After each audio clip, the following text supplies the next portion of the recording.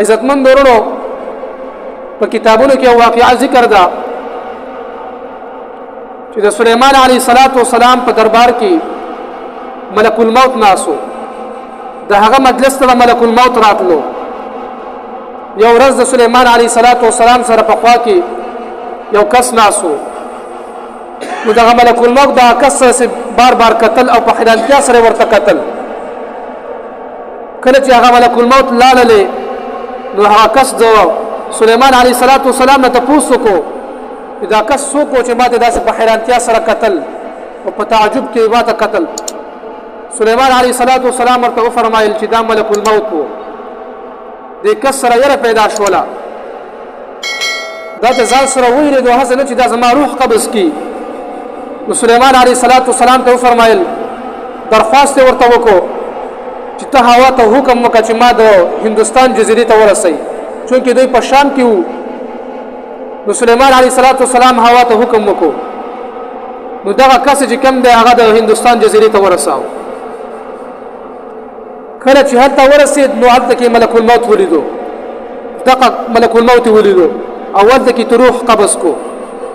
سورج پس چې بیا دغه ملک الموت د سليمان عليه السلام مجلس تراغي سليمان عليه السلام د هغه ته پوښتنه وکړو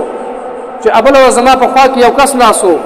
او تا هغه ته ډیر زیات په حیرانتیا سره قتل سو جواب ملک الموت ورته ویل چې الله جل شانه د دې انسان د روح قبض کول ما ته حکم کړو او دا د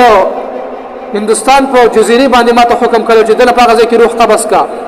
نو چونکه ما ته وکتل او د په مرګ چې کم دی لګ واخو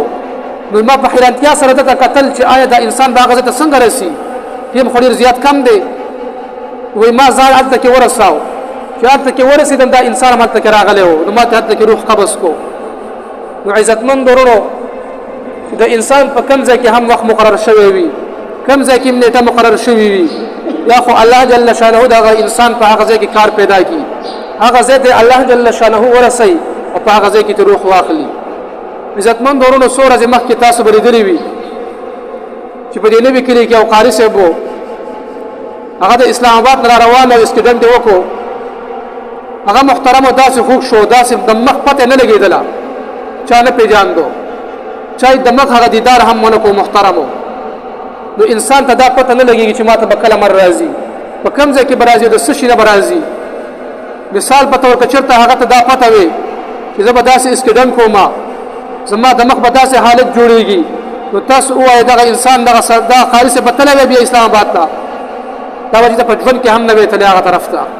خو انسان ته دا پته نه لګيږي محترمو من تاسو د دنیا په محبت کې ډوب یو لیکن من ته اچانک بیا مر راشي چې من او تاسو خبرېګو بیا محترمو زمون یو طرف ته هم دیوال بل طرف ته هم دیوال لاندې زمکو د پاسه په موږ باندې لحد پروت وي د تر باندې فرتی وي بیا که انسان په هغه ځای کې ډیر افسوس وکړي ډیر ارمانونه وکړي هغه افسوس ارمان هیڅ پیدا نه ورکړي